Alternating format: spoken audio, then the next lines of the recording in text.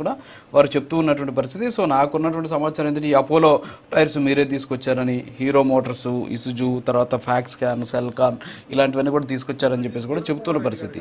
ఏంటి మీరు చెప్పుకోలేకపోయినారా, లేకపోతే ప్రచారం చేసుకోలేక వదిలేసారా?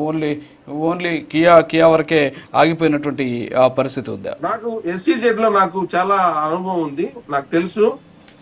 ఇసుజీ వచ్చింది కిరణ్ కుమార్ రెడ్డి గారి హయాంలో, హీరో కంపెనీ వచ్చింది కూడా ఎస్సీజెడ్ లో కిరణ్ కుమార్ రెడ్డి గారి హయాంలోనే ఇసుజు వచ్చింది. సార్ ఇసుజు వచ్చింది 2016లో. నేను మీకు మీ ఏరియానే కాబట్టి బహుశా మీకు ఐడియా ఉంటుందనే ఉద్దేశంతో ఆ కంపెనీ ఇసుజు వచ్చింది 2016లో వచ్చింది. ఒక్క నిమిషం సార్, హీరో మోటార్స్ వచ్చింది 1600 కోట్లతో 2014లో వచ్చింది. ఏ సమ్మిట్లో వచ్చింది కూడా నేను మీకు వివరాలు పంపిస్తాను. ఒక్క నిమిషం సయ్యద్ రఫీ గారు మాట్లాడండి. నమస్కారం అండి అందరికి. ఎన్ని రోజులైనా సరే అబద్ధాలు చెప్పచ్చు, కానీ నిజం మాత్రం నిలకడగా తెలుస్తుంది. ఇప్పుడు మా ప్రభుత్వం వచ్చి 16 నెలలు దాటిపోయింది. ఈ 16 నెలల్లో మేమేం చేశామో ప్రజలు చూస్తాం. ఇప్పటికే మేము 9,80,000 కోట్ల రూపాయల పెట్టుబడులని ఆకర్షించాం, ఎంఓయూలు చేసుకున్నాం. అవి గ్రౌండ్ లెవెల్లో వాళ్ళకి ల్యాండ్ కూడా కేటాయించాం. టీసీఎస్ లాంటి దానికైతే 1 ఎకరం 1 రూపాయికి ఇచ్చాం. మిగతా వాటికి ఎకరం 1 కోటి రూపాయలకి ఇచ్చినవి ఉన్నాయి, 2 కోట్లకి ఇచ్చినవి ఉన్నాయి, 4 కోట్లు ఇచ్చినవి కూడా ఉన్నాయి. అవన్నీ కూడా పనులు ప్రారంభించి ఉద్యోగ కల్పన చేస్తా ఉంది. ఇప్పుడు సంవత్సరం ఆగితే తెలిసిపోతుంది కదా. నెంబర్ 1, ఇవాళ విశాఖపట్నంలో జరుగుతున్నది సమ్మిట్. ఈ సమ్మిట్లో పాల్గొనడం కోసం చంద్రబాబు నాయుడు గారు, లోకేష్ గారు, మంత్రి నారాయణ గారు చాలా దేశాలు తిరిగి ఇన్వెస్టర్స్ని అట్రాక్ట్ చేయడం జరిగింది. వాళ్ళందరూ కూడా వస్తున్నారు. ఈరోజు వాళ్ళందరికీ రాత్రి డిన్నర్ ఇస్తూ ఉన్నారు.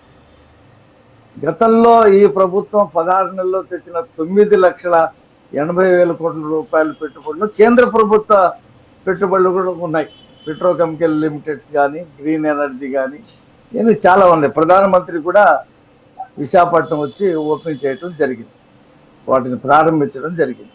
ఓరవకల్లో కానీ, అలా శ్రీ సిటీలో కానీ, ప్రతి జిల్లాలో ఆ జిల్లాకు ఉన్నటువంటి అక్కడ ఉండేటువంటి వనరుల ఆధారంగా పరిశ్రమల ఏర్పాటు కోసం మా ప్రభుత్వం విశేష కృషి చేసింది.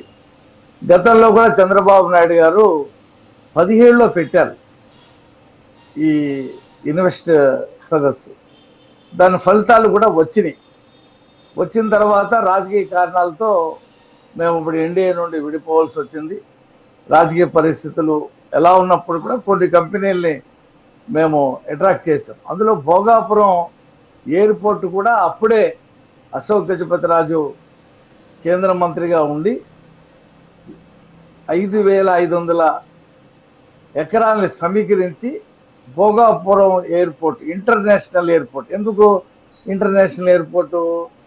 అది ఉంటే తప్పితే విదేశాల నుంచి ప్రతినిధులు రావడానికి అవకాశం ఉండదు. ఇప్పుడు ఇంటర్నేషనల్ ఎయిర్పోర్ట్ ఎక్కడ ఉంది? హైదరాబాద్లో.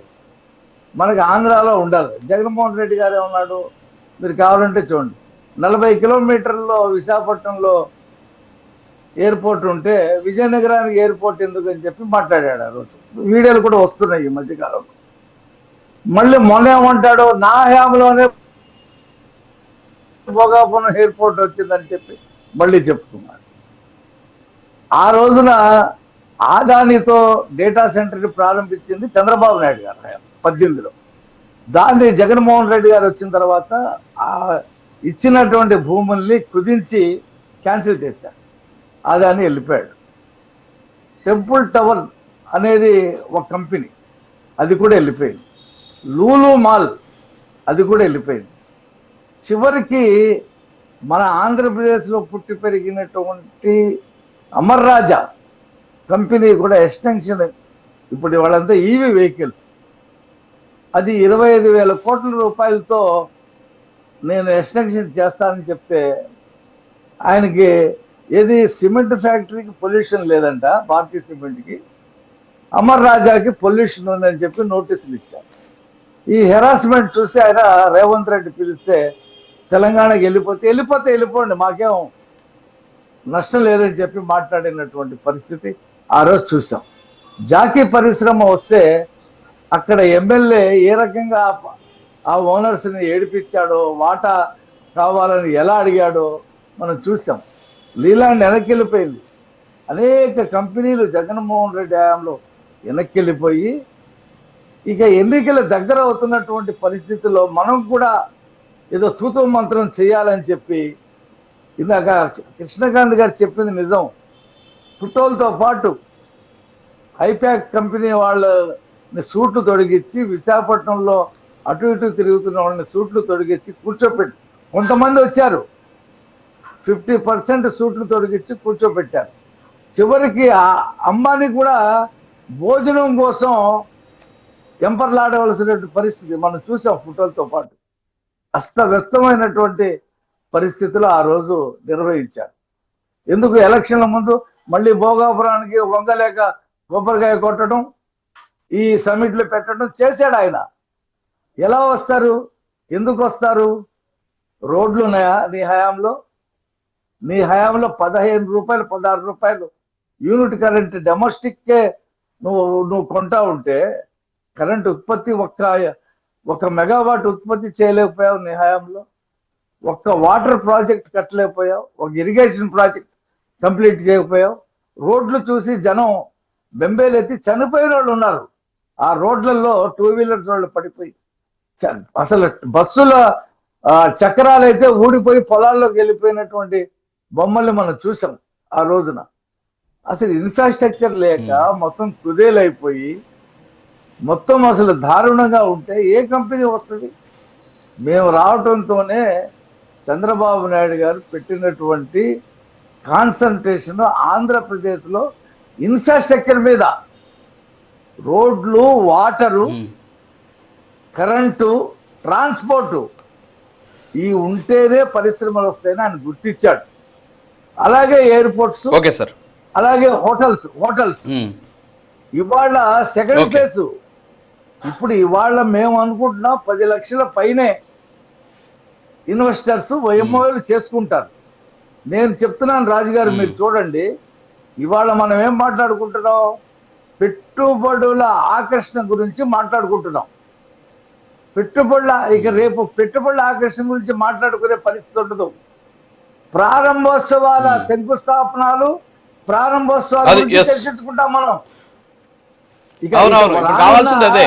ఇప్పుడు పెట్టుబడులు, తర్వాత వచ్చేసి ఆకర్షణ, తర్వాత వచ్చేసి ఎంఓయూలు, సంతకాలు, పేపర్లు కాదు కావాల్సింది. కన్వర్షన్ రేట్ ఎంత ఉంది అంటే ఉత్పాదక రంగంలోకి వాటిని వాస్తవ అమలుకి ఎంత స్థాయిలోకి తీసుకొచ్చాం అనేది చాలా ఇంపార్టెంట్. ఆ దిశగా మనం ప్రయత్నం చేయాల్సినటువంటి పరిస్థితి. వస్తాను సార్, వస్తా రఫీ గారు మళ్ళీ ఇస్తా, సెకండ్ ఛాన్స్ లోకి వస్తాను. ఇది మాట్లాడుకుంటూ పోతుంటే అంటే చర్చ జరగట్లేదు, మన ఒపీనియన్స్ తీసుకున్నాం, చర్చ జరగాల. ఒక్క నిమిషం, కూర్చున్నా 9 గంటలకి ఇస్తున్నాను సార్, మీకు టైం ఇచ్చా, వాళ్ళకి ఎంత ఇచ్చాను మీకు అంతే ఇచ్చాను సార్. ఇది వినండి సార్ ఒక మాట. లోకేష్ గారు ఈ రోజు 9 గంటలకి పరిశ్రమలకు సంబంధించి సంచలనమైనటువంటి ప్రకటన చేయబోతా ఉన్నారు. మీ టీవీలో కూడా వస్తుంది, చూడండి. ఇక భవిష్యత్తులో జరిగేది శంకుస్థాపనలు, ప్రారంభోత్సవాలే. అప్పుడు మీరు ఏమైనా అది సంపద సృష్టి అంటారా, ఉద్యోగ కల్పన అంటారా, లేదా రాష్ట్రం అభివృద్ధి అంటారా, మనం చూద్దాం. ఉంది కదా 3 ప్రజలు మమ్మల్ని ఎందుకు ఆదరిస్తారు? ఖచ్చితంగా కోర్టుల దగ్గర నుంచి రాష్ట్ర నైసర్గిక పరిస్థితుల దృష్ట్యా మీ రాష్ట్రాన్ని ముందుకు తీసుకెళ్తా ఉన్నాం. కేంద్రం రాష్ట్రం కలిసి ఇప్పుడు గూగిల్ వస్తే ఏమవుతుంది? 200 ఉద్యోగాలు వస్తే పర్యావరణం దెబ్బతింటది.